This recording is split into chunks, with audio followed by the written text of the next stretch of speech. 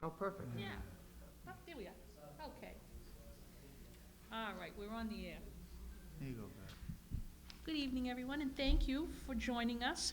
This is a regularly scheduled meeting of the Quality and Standards Subcommittee of the Peabody School Committee.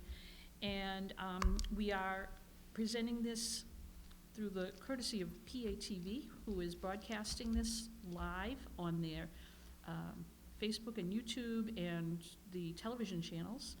And we are also available on Facebook. There is a link if people want to call in for public comment. If we have time, we might be able to address some public comments. I won't guarantee that, though. We have work we have to do in a limited time, so we're going to get busy.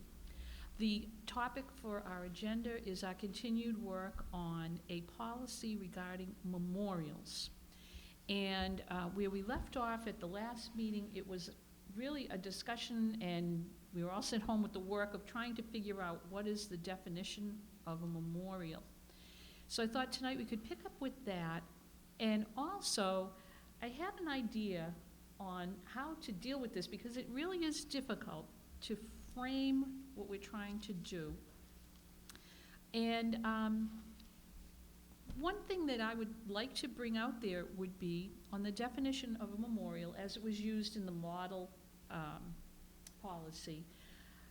To me, that policy was addressing memorials to deceased people.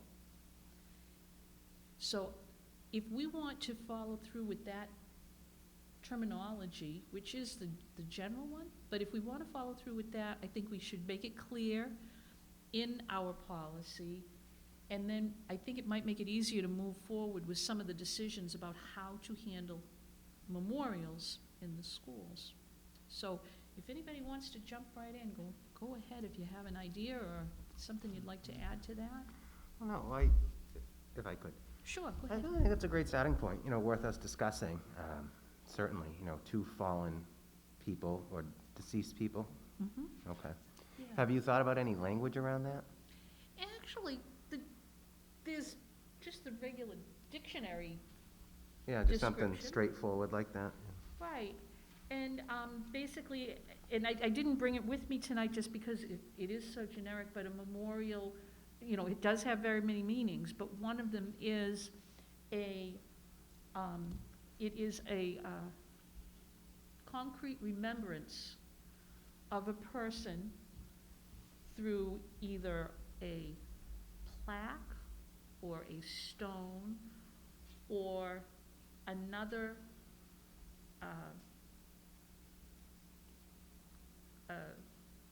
physical, Mm-hmm. a physical item to memorialize someone.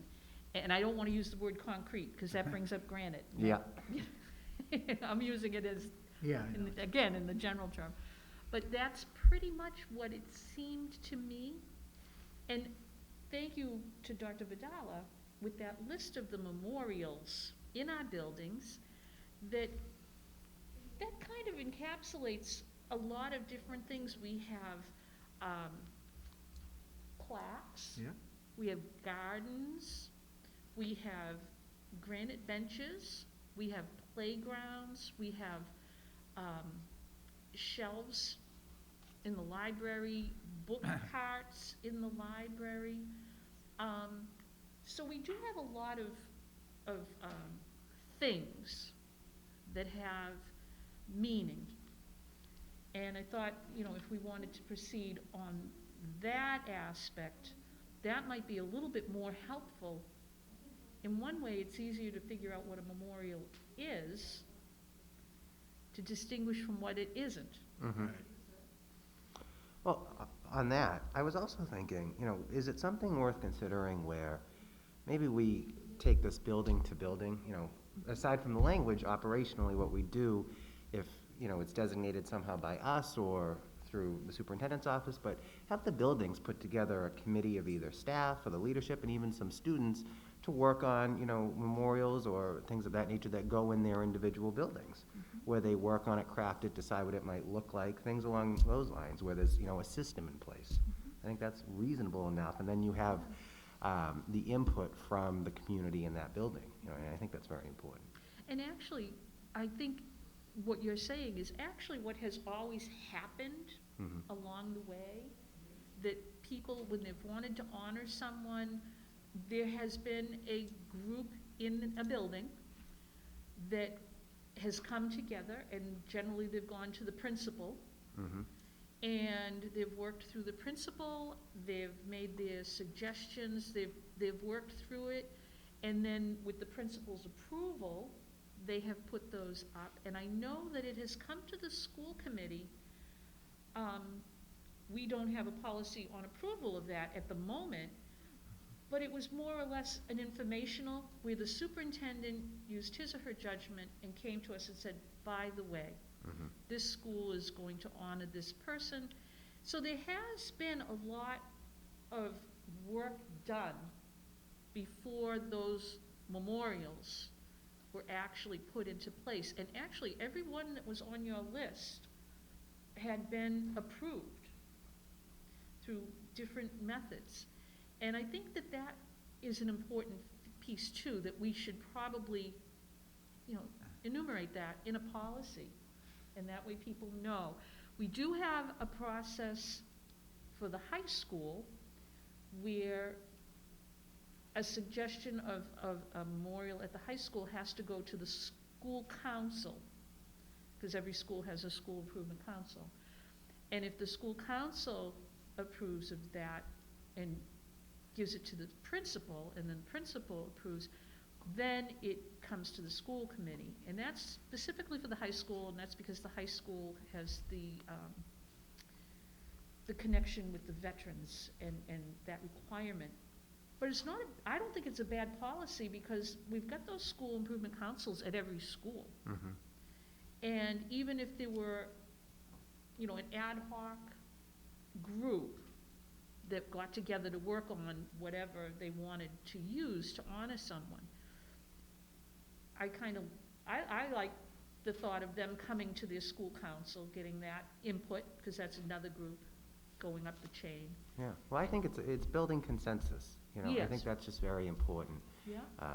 For whatever we have in our buildings, have a group come together, work on it, I think in any idea, when you have a group of people come together, you're always gonna get new ideas, ways to improve it, build off it when you have other, views come in and thoughts and ways to, make things better and, go from there. So, I do think that's something when we, develop this, that we have, a system across the board in place where it's, okay, if we're gonna create a memorial, here's how it's gonna go, here's the process that they all go through, and, you take it from there. Not so much one's popping up here or there, here's the system, this is how it goes, and this is the standard, Yeah. Mhm. No, I agree. I think, there should be a process within each school and how it goes up the chain of command. I mean, I'm just thinking out loud, though, at what level does the school committee, would the school committee get involved? Like, if it's a concrete structure outside of a school, is that when we, get involved, versus if, I'd be less inclined if there was some type of, let's say, library cart or something like that named after, I don't think we would necessarily have to get involved Right. with that. So I think we'll have to, kind of distinguish at what level, do we or even the superintendent gets involved with. Yeah. Because, I think the buildings should, it's almost like the states, the buildings Yeah. should police their own building type of thing. But I'm sure at some level, there'll be certain instances where, like you said, those memorials are on that list were all approved by the school committee, correct? Not necessarily No? approved. There was no formal vote on some of those. I think on the playgrounds there was, and I think it was because of the funding. I think that Okay. was a trigger for something All that right. big. Okay. But I think on the others, over the years, I think it was just more of the superintendent brought it to us, and Ye- we were very grateful for that memory. And, sent word back through the superintendent to please, send a letter on our behalf, or we were informed to come to, a ceremony Okay. for something like that. It was, I don't think we ever took a vote other than Okay. on playgrounds. I'd have to really think, and I mean, we're limited to my time. Before my time, there could have been something different, but we can find out But about that would make sense, though, if there was funding involved, and I Yeah. could see the school committee, which is, I agree with that, but, Mhm. yeah, I don't necessarily wanna micromanage Right, yeah. everything. Absolutely. Exactly. Yeah. They know their buildings better than we do. Mm-hmm. And you know what? It brings me to another point. In that model policy, it said, there shall be no memorials. I have to tell you, I don't think we should do that. It would make life easier, I'm sure, but I think the memorials serve a good purpose in the school, and I can understand, they don't want a school to turn into a, Right, you know, a mausoleum. yeah, And I understand that too, but I think that the things that have been done in the past and probably would always continue in the future are very thoughtful, almost like thoughtful gifts. yeah, well, look at, we have right downstairs are the educators right there, I kinda look at that as a memorial. Exactly, Mhm. yeah. And it's a really nice piece of Peabody's history and Yeah. our educational history. I wouldn't want to see us outlaw memorials. Oh, I completely agree I with you agree. both. Yeah, okay, good. Let's take a Yeah. look. We're not gonna outlaw memorials. There we go. Well, to Right. leapfrog off that, I think the Yeah. most important thing is, we're not, like you said, we're not gonna ban memorials. I think the biggest thing is determining the content of what that memorial looks Yes. like Right. once it's decided to be created. I think that's a big piece of it. What's in there, what's not, what are the components that go into it? And that, I think, is where you really have to determine, and that's where you want consensus more than anything else. What are the pieces in there? And I do think that was a part of kind of the issue that came about here, the pieces that were a part of the memorial. So, I think it's easier for us to say, yes, we want to accept memorials as they come, but we do need a system in place on what those memorials look like. And, downstairs is a prime example. I mean, that's a beautiful memorial they have down there, and clearly thought, a lot of thought went into the structure and setup of all that. And I think it's important that if we're gonna recognize anyone who, had a connection here or passed away in a tragic way, that we want them to be respected and have it be dignified, whatever that memorial looks like for us. Right, know? actually, that's a good point, to make sure it's something that's dignified, Mhm. yeah. Yeah. And just to point out, the memorial downstairs for the Education Foundation, Mhm. I only think there are 2 names up there of people who were awarded posthumously, Kara being one, and I think there was only one other. So actually, that, Yeah, it's not a memorial to deceased people, it's a Yeah. memorial to Recognize. pride and Almost a wall of honor. education. Yeah. Almost a wall of honor. Yeah, Wall of Honor, yeah. but that gets into the whole too, like memorials versus signage, or, True, so. yeah. We need to make some kind, again, we Yeah. get into the definitions, just trying to anticipate in the future what people might need for guidance on this. Yeah. Well, I even think about, we're sitting in here, if you look around the room, we have these artist renderings, around us. And I remember actually in elementary school at the South School, the artist, I can't remember his name, one of you. Rob Surratt, Rob Surratt, yeah, I remember being in, it's very vivid, but it is, I remember being in the room, and it was in the gym when he, crafted the ones that are in the South School. But my point is, we could come in, and I bet you could ask 10 people, well, what would you call that on the wall right now? Is it a painting? Is it, is it a memorial to, Albert Einstein? Is it a recognition thing? What is it? So, I think the terminology we use should probably be a bit more broad. I do think that's going to be helpful here as we try to navigate this. But, as you were saying, I think kind of articulating that in the proper way is going to be important. yes, You know. yes. And I'm thinking to myself, I know architecturally, there was a term for this when we were building the Higgins, and they talked about this. I will find out what it is, Mr. Arnottis, because now that's gonna really stick in my head. It was a specific term, and I can't remember what it was, but it's something that they use when they are determining the decor in a building. Yeah. And I'll find out what it was. Yeah. It might be helpful, or it could just be limited to the Higgins Library. I can't remember.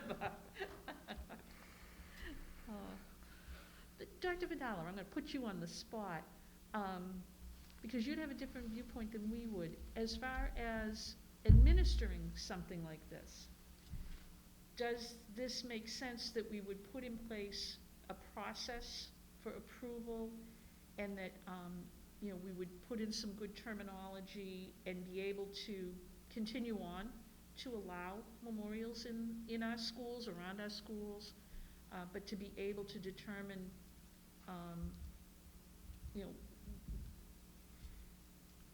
where should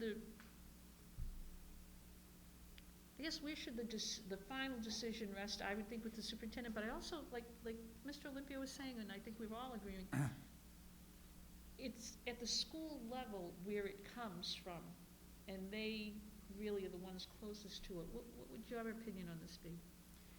Well, I think the process is important to define, so coming up with the clear definitions. And there's a good definition here of memorial. So it says a memorial is an object which serves as a focus for the memory or the commemoration of something, usually influential, deceased person, or a historical tragic event.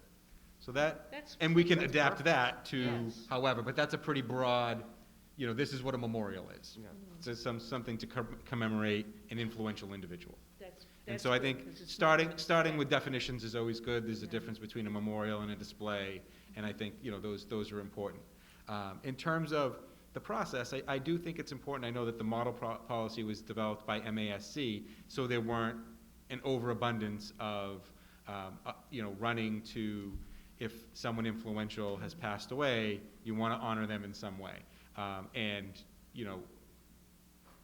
know that a few years ago there was a spirited debate about a library at one of our schools that was built, and there was some back and forth around it, and there was donations that may have been attached, and that became a bit of a bone of contention to people, because it seemed like whoever could donate the most money might be able to get a memorial, and we want to stay away from that. Yeah. So a lot of times the model policy is about memorials being subject to awards or scholarships. Would be the majority of memorials in our schools should be scholarships and awards that we give in memory of someone. And I think we have a wonderful awards night at the high school, right before the commencement. So I think we want to maintain that, and then figure out what is appropriate for the structures and what process we use. I do think that we go down a slippery slope if we start to have competing memorials, or every time we have someone, because there are so many beloved educators in our schools. And we know that over the past year, we experienced great tragedy in our city, and we want to honor people, but we also don't want to diminish why did you do for one and not for the other. So I think the scholarship is a really wonderful place to be able to keep people's memory, and have some funds and things like that. And then thinking about the displays and the structures in our school, it's important to make sure we have some parameters so that we're not putting it on the school, and if there's a PTO that might be more active during one year or another, they could, for this group of people who were empowered during this time, people get memorialized, but then they don't in another time. So I think we want to be cautious of that, and sort of, I think there's some value and maybe we can look a little bit deeper into why MASC has come up with this statement, because I think it's valuable to look at. Because whenever someone passes away, they're so influential to so many people around them, and we want to memorialize people. I think scholarships are really the way to go in that, because we can keep bringing that up, and I think we have a wonderful process at the high school. I do worry about leaving it to the schools where they have to decide, who's the most important people that we can memorialize, because everyone is so important, and we have so many beloved educators that I just want to be cautious about that as we move forward, that realistically we're not able to memorialize everyone, although we might want to, because they're so influential to so many people. And so I think we do have to be aware of that as we move forward, because it becomes a challenge. We have 500 teachers, and they're all very well deserving, and we wouldn't want to exclude people because of timing, or because one PTO can fund a plaque or something versus another. So I do think that it's a bigger thing just because of the volume of we have 10 schools and we have 500 educators every year. We want to be able to honor everyone, and I know that realistically we don't have the capacity to do so. So we just have to figure out a way to make sure that we're honoring people in a way that we can sustain for years to come. No, it's a really good point. I can remember, this was at the Welch School. In the office, they had a plaque for each of the teachers as they retired. And these were people with 40 and 50 years of service. And there were, I couldn't tell you the number, but it was probably a couple, maybe 15, 16 on the wall. And then, in 1 year, there was a whole group of teachers who had started together, and they all retired. We ran out of space on the wall. So what ended up happening was, all of those plaques were saved, and either given back to the teacher or given to the family or just saved. And a main plaque was made with the names of each of the people on that plaque. And I think it's still continued, but it pointed out that trying to make sure you value everybody can get very, very difficult very quickly when you have a huge number all of a sudden, change status. And I thought it was a really nice, thoughtful way of taking care of that problem. But it does show that when you're trying to honor people, that it's difficult at times. It really can run into some problems. So, okay. As far as making sure that this I can see this policy working with memorials, but as far as tackling the problem that brought it to our attention about the Wall of Honor for the police at the high school, I'm wondering if this policy would not really deal with that. Because it's a different type of an honor. So I can see that we may need another policy about, and I don't know what to call it. Other displays? Displays, yeah. Yeah. So I think, that one too, again, I think, just looking at it in general, and please correct me if I'm wrong, that it would have just been something that was taken care of at the school by the principal. It rose to our level because of current events. Mm-hmm. But normally, things like that are taken care of in the building. Am I correct? In general, displays would be taken care of in the building, and I think part of the question has been around, and we brought this up the last time, about how much discretion does a teacher have on what they hang in the hallway if it's not related to the curriculum. And I think that is a question that, we could certainly incorporate something like that into this policy. We have a policy on memorials, and other displays will be handled X, Y, and Z. We could incorporate it into one policy, one statement about memorials, which we have a model policy for, and then something about other displays will be, and have the parameters for what is set. And I think it's important to really focus on the different locations of a school. So inside a teacher's classroom, there's a little bit more autonomy. Outside, where it's more of a public space, you have, a little bit less teacher discretion around things that are not related to the curriculum. And then in main lobbies, in general, that is more of an administrative decision of what goes in main lobbies. And a lot of times, it's things that are brought up by student clubs or athletics or, other student organizations, or things just honoring kids. I've seen, walls of honor for students and things like that, or some sort of just welcoming sign. You see a lot of student artwork and things like that as you enter buildings. Because you do want them to be a welcome. We have display cases and things like that for our students with the different art that they have. So, I think clearly, delineating what that looks like would be helpful. You know, and where, you know, sort of as John said, where is the line drawn in each case, you know? And that way, we have clarity around it, and, you know, we can point to a policy and we can stand behind it. Yeah. Okay, so that one, we would probably need a good broad definition. Yep. With some guidance on where to go. And on that one, you know, I'm wondering, do the members want to hear would we want to hear from teachers? Would we want to hear from students on that type of thing? I think, I'm just guessing at this point that it is more difficult as the students are older. As we can see at the high school, the students had opinions about that display, and I could see it happening here. I don't know at the elementary school. I mean, we do have a policy that everyone has about materials in the classrooms have to be, you know, they cannot be controversial, they cannot be, you know, they have to be curriculum driven, related to our curriculum, which I agree with that. But I wish we could have the student advisory board. We need to stop picking their brains.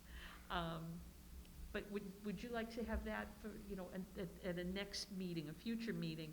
Because as I said, I knew this was going to take a few times to get it right. I'm certainly not opposed, you know, to Yeah, having no, those I would conversations. like to hear from Yeah. different people and get some different perspectives from students and teachers, absolutely. Yeah. And from a policy perspective, though, I do think and I think I said this last time too, but I would like us to go in a direction at some point with a policy that makes it clear, regardless of this display or other displays that I know people have taken issue with, but really anything, I do think it's important to remember that the walls in our hallways, in our buildings, are not blank canvases just for the staff to put things, you know, really anywhere. I mean, I do think we need to have a little bit of a system there. I mean, as we were almost just talking a minute ago, we were talking about, all right, you know, maybe we should look at something on a school-by-school basis. Teachers in their own classrooms, they have, like you said, more autonomy. There's more flexibility there. I do think you reach a higher threshold the more you go. So, you know, to me, I would like us to see and develop a policy where we have some sort of guidelines or protocols in place for what is actually on and displayed in the halls of our buildings. I do think that's important. You know, as a teacher, your environment, as far as I'm concerned, is primarily your classroom. You know, you run the show there. That's your fishbowl, you know, type of thing. Outside of that, you know, is where you do spread through the community a little bit more of the building. So I think we need to fine-tune how that process rolls a little bit. When it comes to things that are not clearly educational, because I know, especially, you know, in the elementary schools, there's all sorts of stuff outside of teachers' classrooms that are, you know, clearly educational, you know, no one could take an issue with by any means. I think it's more things that may develop different opinions that, you know, we'll need a better system going forward on.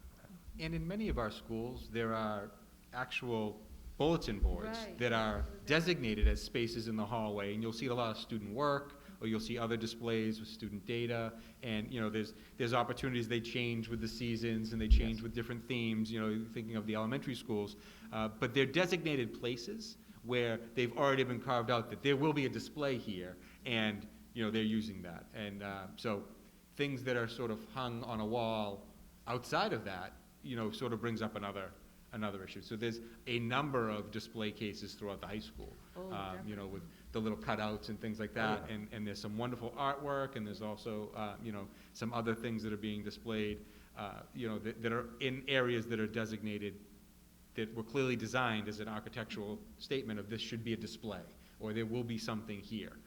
So, you know, that also adds a layer of something belongs here, as opposed to, you know, just any random wall hanging up signage or hanging up, you know, posters and things like that. So, you know, those all sort of have a hierarchy of what we hang in our halls, you know. Yeah. They do, because I know I'm thinking at the high school of areas where they've put up the student artwork. And Oh, it's Right here. wonderful, Yeah. right, Yeah. even here, yes. And, you know, I'm thinking of the great big, the paintings that the students have done. And I know there's some, God bless those art teachers, because they have to decide when they change them, but they were given space to put up student work, and they utilize it very well. And it's so nice to walk in that area of the school, because you can see it, and it's right there. And it's designed to be seen by others and Right. by the public, if the public were to come into the school. So it does make a difference of how, you know, a school itself decides basically how to decorate the building. Right. in a And I've way. always thought the best Yeah. way, frankly, to decorate a building is to line the halls with student creations. You know, people in that building, the work they're proud of, things of that nature, that's what should be on the walls in every building, as far as I'm concerned. I've always believed that, because if you think about, you know, parent teachers, all those events where you have outside people come in the building, that's what they should be seeing, not blank walls.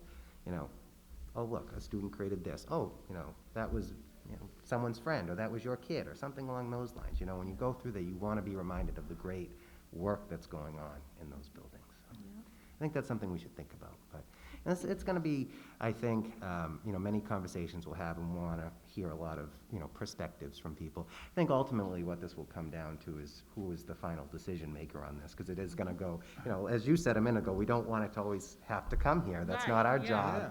You know, I've said that to people who, you know, had every opinion they could on, you know, kind of the subject at hand, and I said, I hear what you're saying to me. I said, that's primarily not the school committee's purview, as, you know, Exactly. frankly, but, you know, we're gonna do what we need to do to set a policy in that, you know, works and prevents that, I think, from having to go in the direction it went. But I look forward to the conversations ahead. I think they're important. Yeah, I think it will work. I do, and I think when we finish it, it will be very helpful. I'm gonna pick your brain again, Dr. Vidal. Sure. Okay, now, I know they have the new superintendent induction program, so you go to school to become a superintendent. And I know principals have to go to take specific classes on how to be an administrator. Is there any chapter on this in any book about, you know, how to administer your building, or how to handle your building, or are we writing a new chapter for them? Well, I think, much like anything, the local context is so important. Yeah. And so, you know, there have been discussions about, you know, similar things, but not the exact same thing. And, you know, we've seen them in the Globe, we've seen them in the New York Times. This conversation is happening throughout the country right now. And I think that what we really have to figure out, and what we're all charged with as educators and as a school committee, is what makes sense for our community. And you know, the school is a little microcosm of the community, Exactly. and we want it to be a safe and welcoming place where we have displays that, you know, the kids can feel good about, and they can point to and say, this is my piece of artwork, or this is my work that I did, or this is my essay that I completed.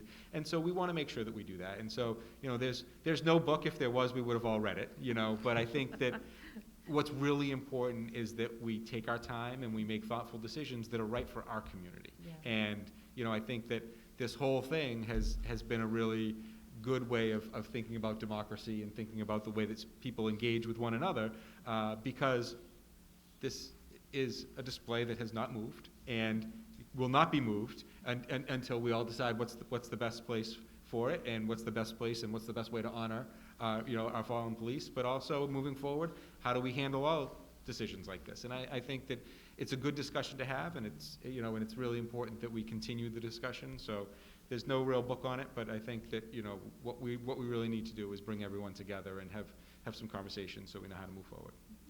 Now, I know you brought it to your principals at one of your leadership meetings. Did they have anything that they thought would be, you know, helpful, or any type of guidance, or any I think input on what's what's clear for us that's come out of this is the need for a policy, the need for, who's the final decision maker, and then what is the process that we go through.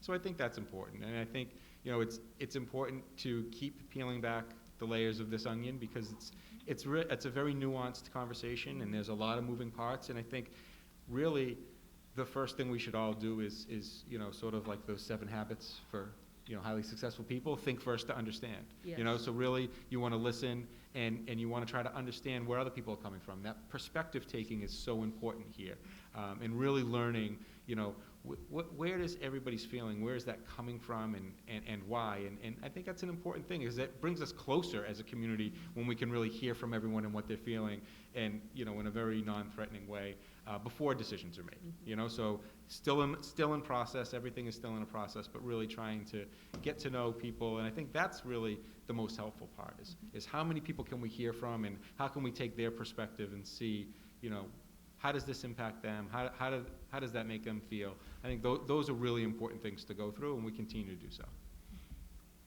And one other thing I think people need to also think about is, years ago, the majority of principals in the district came up through the ranks. They were born here, they went to school here, they grew up, they became teachers here, and then they became principals. I mean, it was a really long history that they would have, so they would know instinctively of the different features of the building, or why something was put up, or when it was put up. That's changed too. And I think we also have to understand that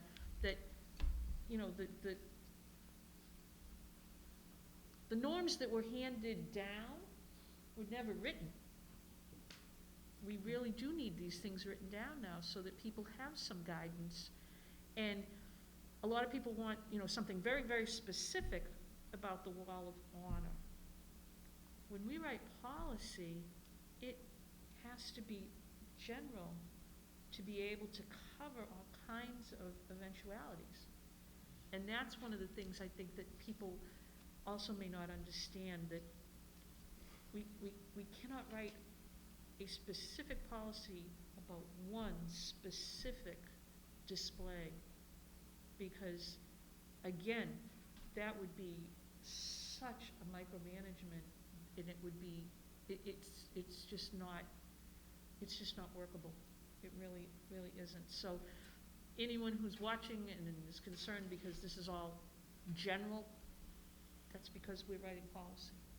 We have to look down the road at things we don't even know what's going to happen, but to try to be able to put something in place so that there will be some guidance on it. Great.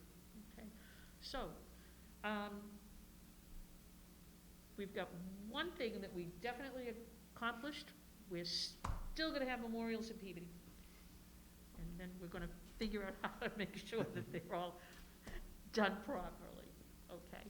And I know we're going to have another meeting, so if this worked out for everyone, having it prior to a school committee meeting, I will schedule another one in January, and we'll continue the work.